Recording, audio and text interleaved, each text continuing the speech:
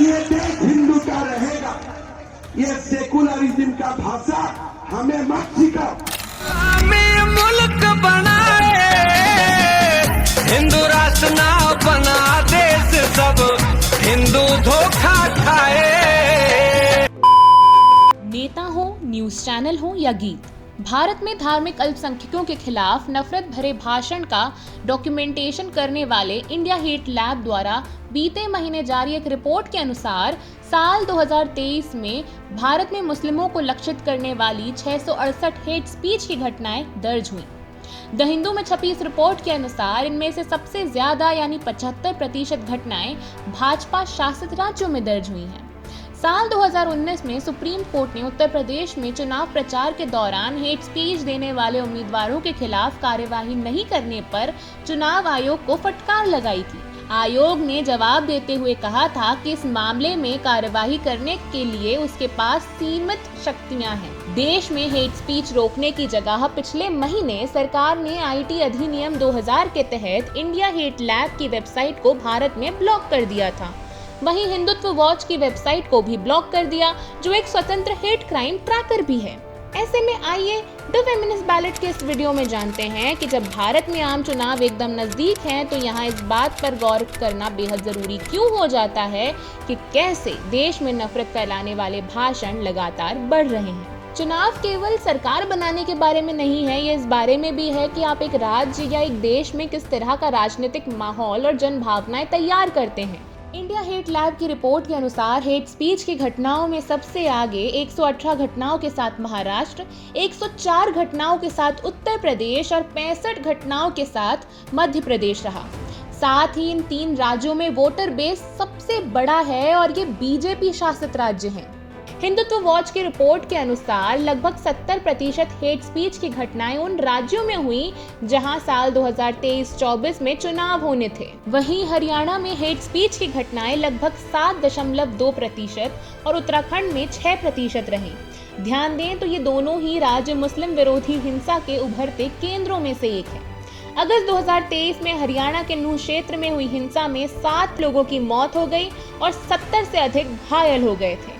बीते महीने उत्तराखंड के हल्द्वानी में एक मस्जिद और एक धार्मिक स्कूल के विध्वंस का विरोध करने पर 5 मुस्लिमों की हत्या कर दी गई थी। रिपोर्ट के अनुसार 48% से अधिक घटनाएं अगस्त और नवंबर के बीच हुई। इस अवधि में 4 प्रमुख राज्यों में चुनाव हुए थे। देखा जाए तो नफरत फैलाने वाले भाषणों को सामान्य बना दिया गया है और ये भारत के सामाजिक राजनीतिक क्षेत्र का हिस्सा बन गया है।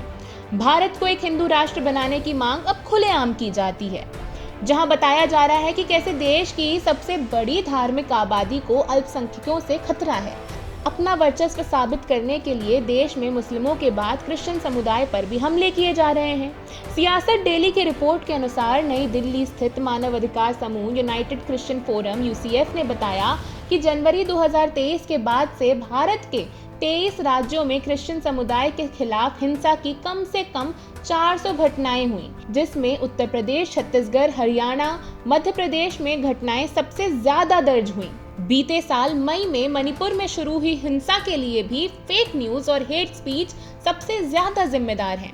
हिंसा में कई लोगों की मौत हुई, कई घायल हुए और कितने ही लोग विस्थापित हुए। देश में जब भी सांप्रदायिक हिंसा होती है तो उसका नतीजा ये होता है कि सरकार उस क्षेत्र में इंटरनेट को पूरी ही तरह ठप कर देती है। गलत सूचनाओं और हेट स्पीच को रोकने की वजह बताते हुए ये उन राज्यों से आने वाली किसी भी प्रकार की जानकारी को भी ठप कर देते हैं।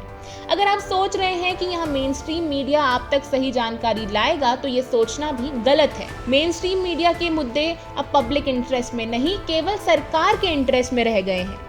साल 2022 में सुप्रीम कोर्ट ने न्यूज चैनलों को हेट स्पीच फैलाने का मुख्य माध्यम बताते हुए अपनी नाराजगी व्यक्त की थी। इसी साल जनवरी में भी सुप्रीम कोर्ट ने हेट स्पीच के चलते पूछा था कि अपमानजनक और नफरती बातें फैलाने वाले टीवी एंकरों को प्रसारण से क्यों नहीं हटाया जा सकता है। बीते महीने news broadcasting and digital standards authority ने टीवी न्यूज चैनलों जैसे news 18 India, times now Navbharat और आज तक को आचार संहिता का उल्लंघन कर नफरत और सांप्रदायिक वेमन्स फैलाने के आरोप में पिछले 2 सालों में प्रसारित कई शो के वीडियो हटाने का आदेश दिया था। वहीं कुछ एंकरों पर कार्रवाई की गई थी। लेकिन इसके बावजूद अभी भी एक धर्म के प्रति नफरत, एक पार्टी के प्रति प्रेम और बातों को गोल गोल घुमाकर ये चैनल इलेक्शन में एक पार्टी को मजबूती दे रहे हैं। जहां मीडिया का काम निष्पक्ष होकर सरकार से सवाल करना है, नीतियों पर बात करना है, वहां ये एंकर ये कर रहे होते हैं। आज बजट सत्र के पहले दिन बीजेपी के सभी मंत्री और विधायक विधानसभा में भगवान श्री राम के नाम वाला पटका पहन के आए और जिस पर उत्तर प्रदेश विधानसभा में विपक्ष के नेताओं ने आपत्ति जताई और इसे धर्मनिरपेक्षता के खिलाफ बताया। एक तथ्य यह भी है कि जब झारखंड की नई विधानसभा में मुस्लिम विधायकों को नमाज पढ़ने के लिए एक अलग से कमरा दिया गया, तब विपक्ष के किसी नेता ने इसे भारत के लोकतंत्र और धर्मनिरपेक्षता के खिलाफ नहीं बताया था। आज के नेता है सत्ता पाने के लिए सौतेलों को अपना बना रहे हैं और धर्म को ठोकर भी मार रहे हैं। लेकिन 2024 की सत्ता का द्वार उनके लिए खुलेगा जो अपमान मार्ग पर चल रहे हैं, जिनकी जुबान श्री राम और राम भक्तों का विरोध करते हुए थक नहीं रही, या फिर सत्ता उन्हें मिलेगी जो राम काज करने को आतुर हैं। लेकिन इन एंकरों को मजबूती मिलती कहां से है? आपका मत, आपका मजहब अपने तरीके से होगा, अपने घर में होगा, अपने मस्जिद, अपने इबादत गाह तक होगा, सड़क पे प्रदर्शन करने के लिए नहीं। जब सरकार का एजेंडा ही हेट स्पीच के माध्यम से वोट बटोरना है, जब यही सरकार मीडिया पर भी कब्जा कर बैठी हो, तो खबरें ब्लैक एंड व्हाइट के नाम पर केवल एक ही रंग की दिखाई जाती हैं। जहां अल्पसंख्यकों के घर तोड़ दिए जाते हों, इलेक्शन के आते से सीएए का ऐलान कर दिया जाता हो, जहां एक मंदिर के उद्घाटन में नेता, अभिनेता, पुजारी एक धर्म और एक राष्ट्र की राजनीति करने पहुंच जाते हों, वहां हेट स्पीच के माध्यम से धर्म का सहारा लेकर किस पार्टी को पोषित किया जा रहा है और किस समुदाय को दरकिनार किया जा रहा है, ये साफ हमारे सामने है। इसलिए आप जिसे भी वोट दें, ये ज़रूर देखें कि उस सरकार ने असल में आपके विकास के लिए क्या काम किया है। उसने शिक्षा, रोजगार, स्वास्थ्य और अर्थव्यवस्था के लिए क्या काम किया है।